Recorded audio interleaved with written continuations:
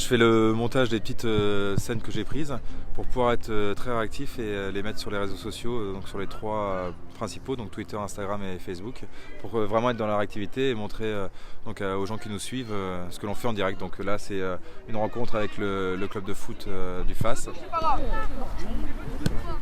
Ça permet de toucher des gens qu'on ne va pas rencontrer. Il y a 140 000 habitants à Tours, on ne peut pas serrer les mains de 140 000 habitants, alors que les réseaux sociaux, sur les 140 000, il y a peut-être 120 000 personnes qui sont sur Facebook.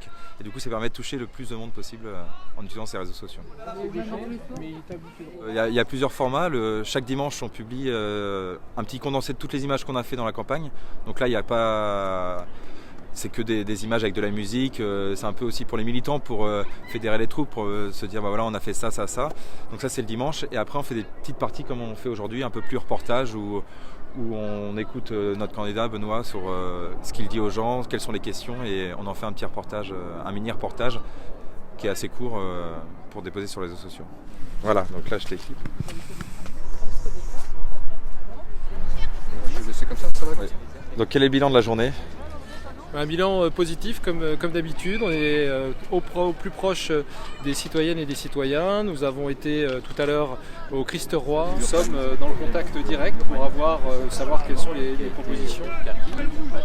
Super, elle est bien. Quand on fait des vidéos sur les réseaux sociaux, déjà il y a beaucoup de commentaires, beaucoup de likes ou d'interactions. Et les militants participent aussi à cette communauté, c'est-à-dire qu'eux ils repartagent sur leur réseau et en fait ça rayonne, c'est une réaction en chaîne. Hein. Si un partage, il a 1000 amis, si des amis à lui repartagent, etc. Et donc on se crée une communauté de fidèles. On a une petite dizaine à travailler sur l'aspect communication digitale, vraiment en technique.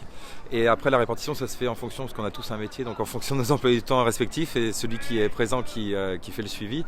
Et après voilà, donc on a un groupe de discussion où on publie la vidéo, on se met d'accord, on fait des retouches et elle est tout le temps validée par au moins 2 ou 3 personnes avant de la publier.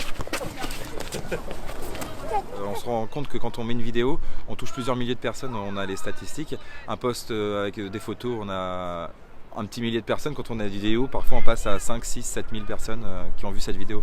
Donc du coup ça permet de toucher beaucoup plus de monde que par le papier ou les rencontres. Mais l'un ne va pas sans l'autre évidemment, on ne peut pas faire qu'une campagne numérique, ce ne serait pas raisonnable.